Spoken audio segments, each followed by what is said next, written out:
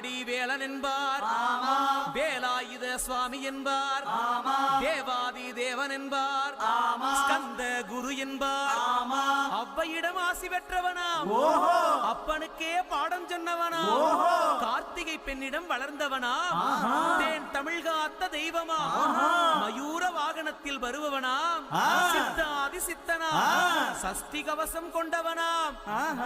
அப்படிப்பட்ட முருகனவே ரொம்ப ரொம்ப சின்னவனா. முருகன் சின்ன சின்ன முருகைய, சிங்கார முருகைய, கொஞ்சி கொஞ்சி தமிழ் பேசும் செந்தில் வடிவேலனவன்.